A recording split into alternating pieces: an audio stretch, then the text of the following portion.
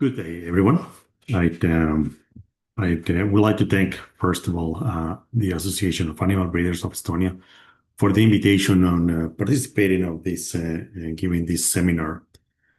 My name is Arteaga. I'm with a company called Bova-Tech Embryo Transplants in Western Canada. We are just outside of Calgary, Alberta, and we provide embryo transplant services for the domestic clients. And as well, we have an international company. Well, we market genetics and also transfer of technology in different countries. So we've been doing this for over 24 years now, and that's pretty much all the services that we do. We do a little bit of semen freezing and the marketing of semen, but the main core is related with embryo transfer technologies. So with that, I would like to start, and today I'm gonna walk you through how modern embryo transfer technologies allow us to multiply superior genetics, accelerate hair improvement, and how dramatically we can increase reproductive efficiency. Every calf or every elite calf begins long before its birth. It begins with a genetic intention of what we want to create, and that will depend on the kind of program that we're running into. It's whether we raise beef cattle or we are involved into the dairy industry. We can set goals, and those can be split also if we are into the registered cattle or the commercial cattle. And there is big opportunities for all those sectors to make use of embryo transfer technologies. Now, what about if I said that one donor cow can produce more genetic progress in 1 year than a complete herd can produce in a decade? So that's a pretty strong statement, and but that's very achievable if we can make use of the right technology. So we're gonna talk a bit about how can we achieve some of those goals. Today is not just about trying to select cattle for the one trade or marketing cattle according to the time of the year. For most part, dairy and beef producers, they have established about different types of genetic strategies to kind of direct their programs or direct their herds. And we can say that these type of producers that can control genetics, they can control consistency, performance, and overall, the long-term profitability of their operations. And once they get really enrolled in this game of genetics, it's very hard actually to kind of stay away from it. And they can see that the results, it may be a little bit hard at the beginning just to get it started. But once you have a program started, it just keeps rolling, and people really feels the need of keep doing and integrating and innovating with this kind of technology in their herds. So the use of embryo transfer and lately, along with the production of IVF embryos, it really is turning elite genetics into profits and faster speed. Now, the real question: why multiply one cow? And so we know that a cow, it can have an elite cow produce one calf a year. But what happened if we make that cow to produce 10, 20 more calves in a year? How that is gonna uh, me be so beneficial into our program? So embryo technologies are going to allow us to actually escalate, what we already know that is working in our herd, which cows are really making a progress. And with that, it's just a matter of integrate the program and start working with those animals. Let's start talking first about conventional embryo transplant.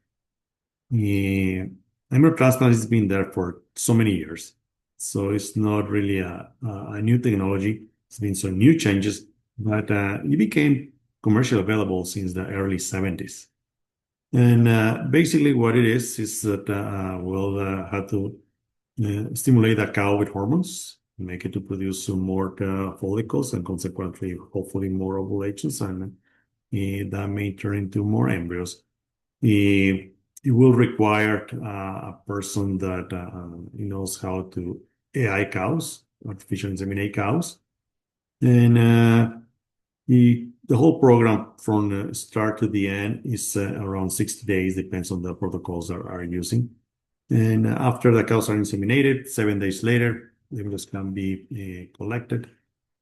On average, we can get 6 to 10 embryos on a conventional flash. And depends how those cows are working. We also can turn them around in about 45 to 60 days. Some problem cows, they may benefit for a little longer breaks. But in general, 45 to 60 days is a pretty good time to split between flashes. Some of the advantages, conventional embryo transfer is probably one of the most common ones that gets performed on farm. So it's very easy to set up. Basically, how it works is the protocols are sent to producers. They just have to follow the instructions in terms of when to give injections, when to inseminate the cow, and they will know when the people or the team, embryo team, will show up to collect those embryos. It has another big advantage when it comes to implanting fresh embryos. During the breeding season, it's very common to want flash cows and also have set up a group of research set up for implanting fresh embryos. So some of these advantages here is that we don't have to move a big amount of cows to the centers. And also we can probably take advantage of some of those embryos of lower quality that are not good to freeze, but they can be implanted fresh. So this is very common to do, and again, very easy to handle by producers as soon as somebody handy to able to inseminate those cows.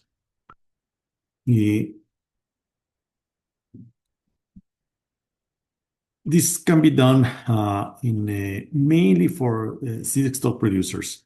I will say 90%, 95% is done by seed stock producers, either beef or dairy. There is some commercial herds that also implement embryo transfer genetics. Some of these commercial herds, they have penciled down how much money they can actually make by those commercial cows that are actually producing way more than the rest of the animals there. Despite the extra cost in producing those embryos, those cows are still very profitable to become flash and produce more offspring out of those cows, whether we're producing commercial calf or producing dairy cows for the commercial dairy herds. So still some commercial herds implementing embryo transfer technology on their herds. Some of the common challenges or problems that people is going to be facing there is one that what I call the 33% rule or the 30% rule. And that means nothing but there is 1/3 of the cows, donor cows, that get synchronized for embryo production that they don't work. Those cows usually, no matter what is done to them, they don't produce embryos, so they produce very, very small amount of embryos. Then we have another third of cows that are your average cows. These cows, you can expect, like say, 6, 7, 8, 10 embryos. And then we have the other 30% of cows that are your really good donor cows. Those cows usually produce anywhere from 12, 15, 20 embryos per flush, no problem. And they tend to repeat very often what they are producing. Other of the problems that we have is regard to hormones. In some countries, it is difficult to find the hormones to superstimulate cows, and that's the FSH. There is two major brands. One is called Pluset, and the other one called Fultropin, that are the more worldwide used. But however, some countries, they have limitations of getting those hormones into there. Some get special permits, and some other countries it's just impossible to get it. The other problem we have with hormones is actually the individual response that we can have from cows. Some cows, they don't respond well to drugs. Some cows over-respond to drugs, so we have to kind of do some adjustments when working for first time with those animals. Poor embryo quality is probably another common factor that it can be seen in terms of numbers. So we can see cows that everything looks fine, but at the time of searching for embryos, finding the embryos and qualifying, we found that it can be embryos of poor quality. So that's another thing, common problem. Synchronization failures. That one is mainly done to human errors. Sometimes we can think the weather, it can be involved sometimes in response to some of those cows, but the protocols are very sensitive in terms of when the injections are done, and they have to be followed very closely. And if it done, they probably won't work. It takes a little bit of attention to detail when running those protocols. Health and nutritional issues. Health, it can be a problem sometimes, and in terms of trying to adapt some of the health programs, and especially when it comes to vaccinations. When those animals are vaccinated and what type of vaccines people are using. Can we move those protocols to try to get a better answers or better responses from donor cows and recipient cows? Nutritional issues, sometimes people don't have a good quality hay or good quality silage or overall feed at the time of starting a program, and that can be reflected also in the programs. Facilities.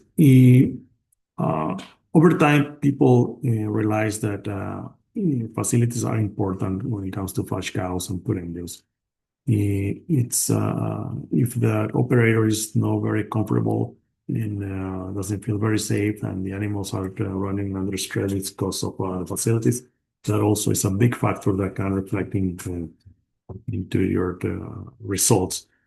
Some of that can be managed in up to a certain way, but for most part, it is recommended to have facilities that work. You have the alley and you have a squeeze and a chute that makes it work much easier.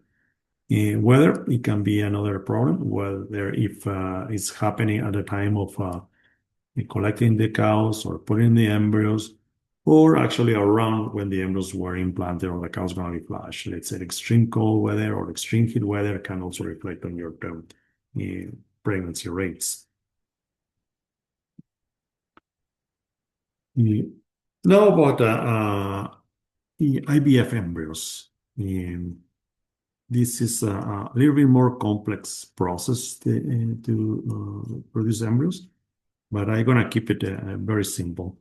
When we're going to produce IVF embryos, I will say 95% of the cows, they get collected in clinic. It's not work that is commonly done on farm. We would like to have a little more controlled environment in there, and it seems to work a little better. So basically here we just collect the eggs directly from the cow's ovary, and they get maturated, they get fertilized in the laboratory, and they spend about the same time of days, in the incubators as they do in the cow before we can either transfer them or freeze them. Some of the advantages of the IVF embryos, that's a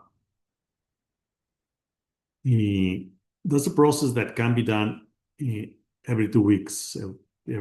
So the turnover is very fast. And when we look the overall number of embryos that we can produce a year with IVF compared with conventional production is much greater. So that's one of the biggest advantages.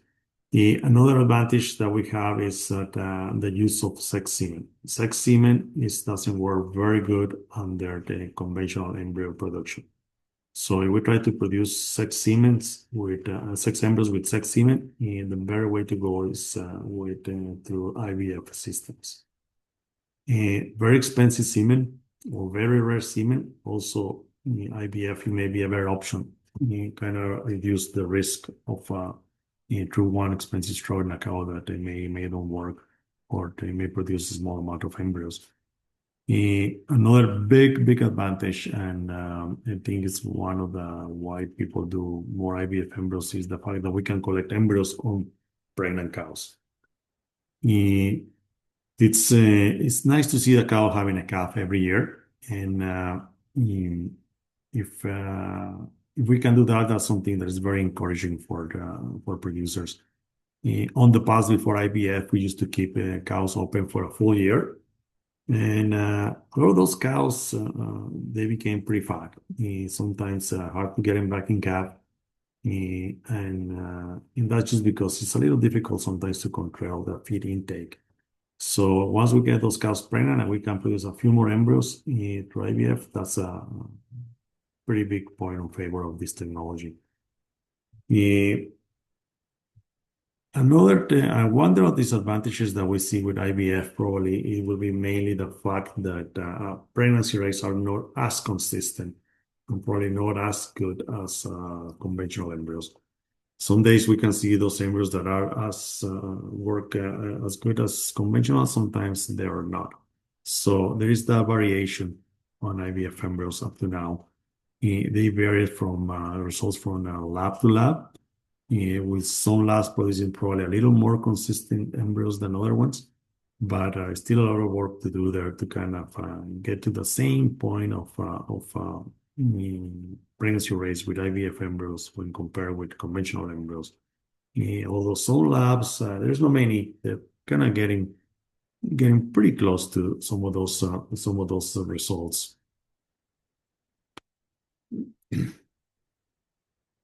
So this is what we can expect for the pregnancy rates. With the fresh embryos, there is always an advantage, and there is again always pregnancy rates tend to be slightly better than your frozen embryos and then your IVF embryos.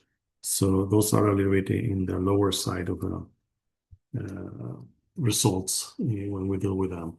But again, it's gonna vary so much. Depends on the lab, depends on the research, depends on so many other factors that it can reflect these results.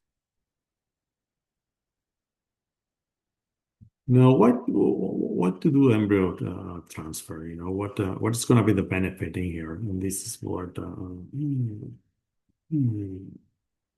probably the point of the whole talking here, to try to see the benefit, the economic benefit of embryo transplants. If we look that we can get that one single calf from the cow, and for example, if that cow on the market is worth $8,000 right now, and we can receive probably $3,000 extra out of those $8,000 from that particular calf, compared with the other calf they are born from your average cows. Why we don't make more of those extra $3,000 producing calves? And then we can put numbers, in terms of instead one calf, what about we have 10? What about we have 20 of those? What about if there is more of that, 10 calves at $3,000, it represents a fair amount of money to justify this kind of technology. What happened when these cows that we identified, they are good producers? We start to see more animals that they tend to increase the uniformity of what are we selling. And that also brings premiums with that. So, and that's just because that will reduce the risks for buyers, and those animals became more predictable. So there'll be a little bit extra money on those animals. That show cattle is a different line of business within the registered cattle. Some animals are very consistent producing one specific type of cattle, and there is also quite a bit of money involved in that part of the business industry, where we're looking just that phenotypic characteristic of the animals, and not so much in terms of production, but there is a good market for that type of genetics as well. Having said that, some of those animals, they also carry very good genetic makeup in terms of production. And this is a technology that brings a very fast genetic progress. When we compare this with artificial insemination, this is a big, big difference in how fast we can move forward in terms of improving our herd genetics. We want to shorten the generation intervals big time. And with that, we're going to start seeing improvement in all the different traits that will matter to you. There are some very specific as they matter for most people, and then there are some other ones where some programs start to kind of take a direction. But some of the common ones, like fertility, everybody cares about that. Some will care about carcass traits. Some other ones will care about performance and milk production, different things. But actually, this is the way to move those improvements in a more faster fashion. So when we want to implement embryo technology, so we want to do that when we already identify some of those elite cows, some of those cows that production has been proven. We're going to do that when we are into the marketing of a breeding stock. I will say probably maybe pretty close to 100% of people seriously involved on marketing breeding stock, they use embryo transplant in nowadays. If you want a rapid herd expansion and productivity, this is the way to go. So you want to start producing high-end animals in a shorter period of time. And this is another very common one where you're trying to, you're building a brand around genetics. And this is nothing but when you're really involved in marketing bulls, marketing bred heifers, marketing embryos, and marketing semen. So this is also where the embryo transfer technology is going to create or make a big impact in your program. And when we implement these things, we're not working on all the cows in the herd. We're talking again about, start working with probably around 5-10% of your cows, depends on the numbers, and just to keep the program going. Some of that factors that can impact success or the failure of some of that program. It's we got to be very careful about selecting donor cows and make sure that's the direction that we want to take in terms of what those cows are doing. We also wanna check on the recipient cows. We need to use the best cows, and unfortunately, recipient cows is one of the factors that gets neglected. People tend to use the bottom cows, the bottom quality cows, and in fact, the matter is we need the best cows in the herd to be used as a recipient cows that we know they are fertile cows that are now producing a good milk and raising good calves. There is a difference between heifers and cows when it comes to work either for donor cows or recipients. What kind of programs are we going to use that? When it comes to recipient cows, we prefer cows that are between 3, 8, 9 years of age. Cows older than that, the fertility start to decrease. In the dairy industry, they tend to use mainly heifers for recipients, but those recipients, usually they are heifers that are around 16 months of age or sometimes a little older. So they're really cycling well and conception rates are better. On the beef side, they tend to breed heifers a little bit earlier, and that's not really recommended to put embryos on those heifers for two main reasons. One is always have to pay attention to about putting embryos that carry low birth weight. And the other one is a lot of times we're not sure of a lot of times so those heifers they became not good donors because they don't milk enough to raise the good calf. So milk production on those calves may not be ideal to raise the calf. So try to avoid heifers when it comes to a beef program, or at least use very or well-grown mature heifers about the same age than the dairy people do, 16 months or older. In nutrition, it's again, we just mentioned this is very important, and you have to be planned ahead of time. Make sure that we're going to have the proper feed at the time starting the program. All right, talking about not the 16 days that the program lasts, but probably we're going to start doing it 2 months prior, 3 months prior. We're going to start with those cows just to get them in a good shape. Semen selection and quality. We have to pick up bulls that actually they match the genetics that we're trying to achieve, and also the quality in terms of semen that is going to be able to fertilize those eggs. Sex semen, it's yields very, very, very poor results under the conventional production of embryos, but it works much better under the IVF systems. So that's something to always consider. Skilled technicians when it comes to flush the cows and inseminating the cows and putting embryos, that can be another factor that it may reflect results in your program.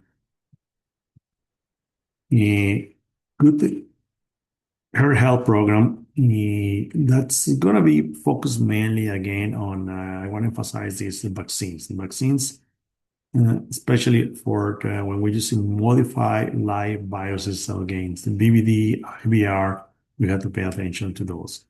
We try to avoid those type of vaccines, between 4, even better, 6 weeks prior to start working on synchronizing those animals. So that also reflects in your results. Synchronization protocols that are going to be adjusted according to what's going on, what work needs to be done.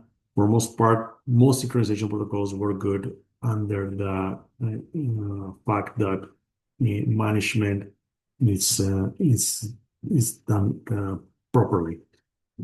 Some signature protocols may benefit a little bit when management is not appropriate, or may need a little bit of help for some reason. There was no good quality of feed, or sometimes those protocols can be adjusted to try to get the best result. Accurate record keeping. That means you start that you want to actually measure your genetic progress. And it is important, of course, to follow up in what is happening for animals since birth date, and what was that birth weight and weaning weights, the yearling weights, and take note on how that is actually making a change in your operation. What we can expect later on. There's a lot of things happening right now in terms of improvements on the embryo transfer industry. The genomic selection is getting more and more accurate. It's still a long ways to go when we compare with the dairy industry, but it's a lot of work done on the beef industry to kind of achieve some of the accuracy results when we express production with numbers. The dairy industry does that, and the way how they market genetics is completely different than how the beef industry is marketing their genetics, and that's just based on numbers and how accurate the numbers are, and they really don't care about even see an animal like we do in the beef side, where we want to see the sires, the downs, how they look like. But still, our EPDs are not the more accurate way to predict the production of animals. Having said that, we have what we call genomically enhanced EPDs, where the accuracy is much better. So, but still working in some of those ways of selecting animals and more accurate data. Sex embryos, that's still working in ways to produce probably a better semen to produce some of those embryos under the conventional scenarios of embryo production. For IVF, it's a little better. On the dairy industry, there is probably a better quality sires with sex semen, but still the risk of producing embryos with sex semen in the conventional systems is much higher. Still working on IVF embryos production systems. That's just because we want to match the same pregnancy rates that we can achieve as right now with conventional embryos. We want to be more consistent and more predictable. So it's kind of working on that, and it's going to be based mainly on collection techniques of all sides, as well media that get used to handle all sides and handle all the embryos overall. There is also more precision hair management in terms of how we're going to collect data. Data that is going to help us to keep moving forward and evaluate our genetic progress in a more efficient way that has been done. So it's going to be a lot of that coming. People is working on that, and probably sooner than later we're going to start seeing more accurate, more predictable numbers when it comes in terms of our productivity on those animals. With that, I just want to leave you with a thought and a question to take home, and use to think about if where your program is at, and where you want to move your program from where it is. And this is some of the things that it seems to be what is happening, that the producers that identify the best cows and invest in multiply them and align with genetic with the market demands, it seems to be the people that will lead the industry. And that is happening right now. So that's something to really keep in mind. And despite results I haven't mentioned and what it takes to use that technology, I think that what we have to ask ourselves is how can we use all this technology to improve in our herd, despite of limitations, and how can we take advantage of what actually all these have to offer. So this that to kind of message to take home and think about it and see what where you are and where you can go with all this technology. With that, I think I will take some questions if there is some in there. Thank you very much.